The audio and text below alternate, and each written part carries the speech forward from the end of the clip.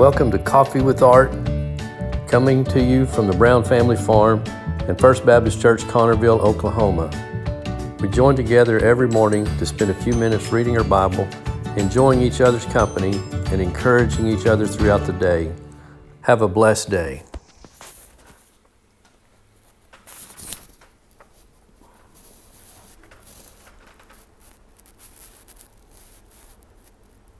Good morning. We're tagging people already. Good morning. Connected. Give it a few minutes.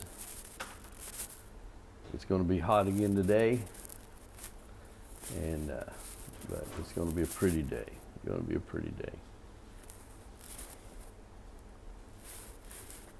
There's somebody right there, probably the 4 C's. The Connerville Community Coffee Club. Nope, that's Diane Burns. Good morning. Well, there's already 4 people that have joined us this morning. Good morning to everybody. Well, good morning. There's Joe. Good morning, Joe.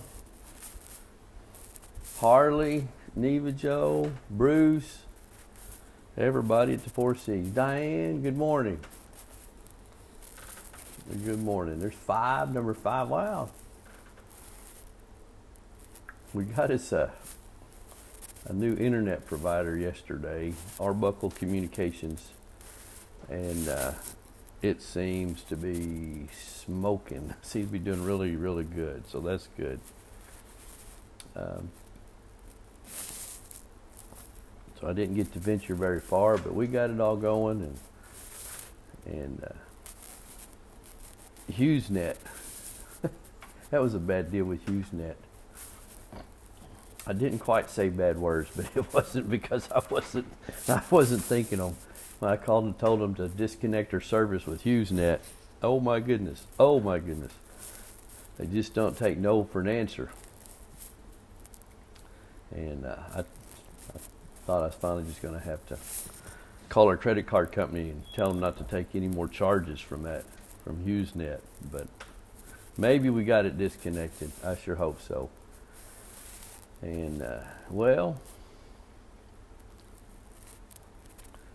the Dawn's about to leave to go to her dad's, and she's got some estate work she needs to do, some trust work over there. Do the checkbooks, check with her brother, feed cows, fix fence. It's all kinds of stuff.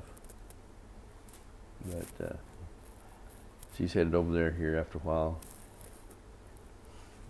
But I'm not going to go. I'm going to stay here. Kaylin's not feeling well, and Sterling is not feeling well, so I'm going to cover the lot for her and take care of her. But Father's Day is this weekend, and so be sure you call and tell them that you love them, and maybe it's not your father, maybe it's somebody that is your second father.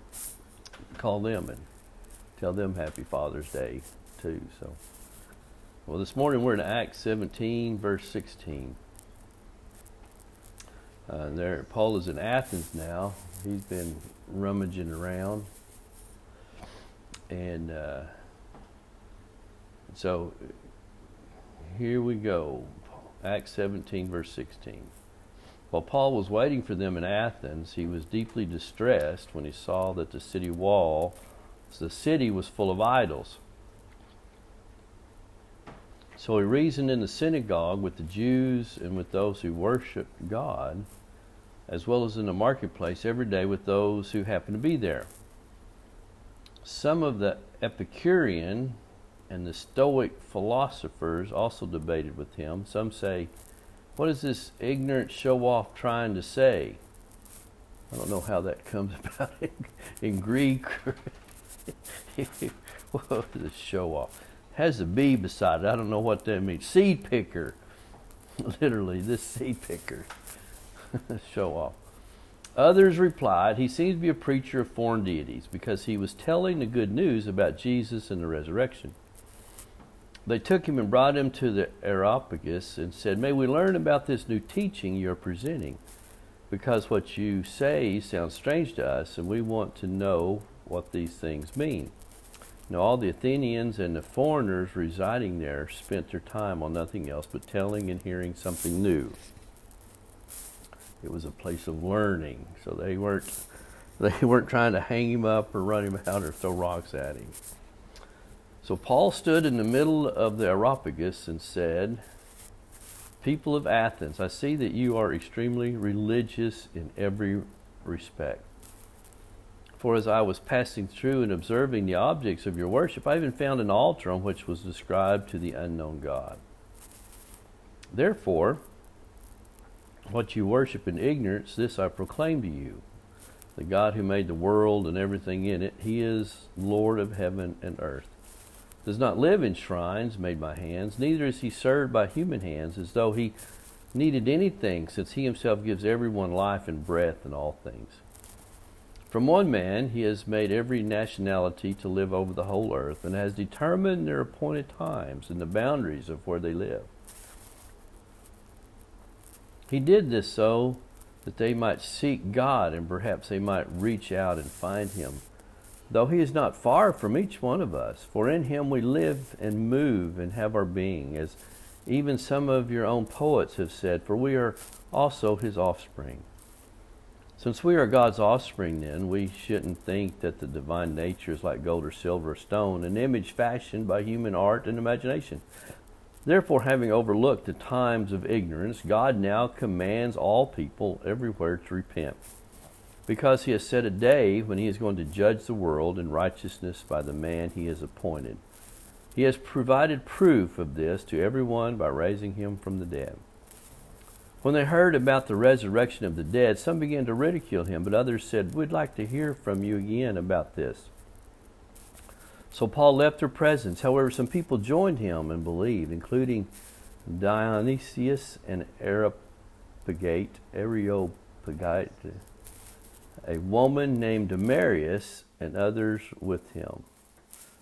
Dionysius the Areopagite, a woman named Damaris, and others with them. There you go. He seemed to have a little better visit there at Athens than he did in those other places, didn't he?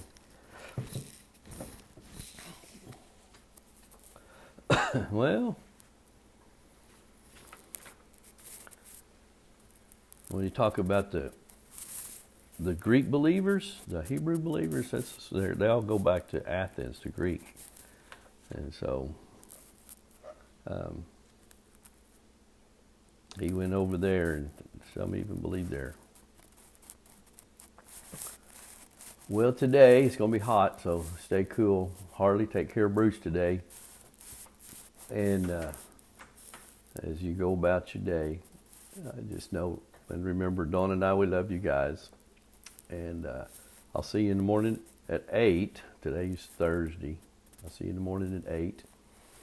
And call and check on somebody. Tell them that you love them. Say kind words and do kind things.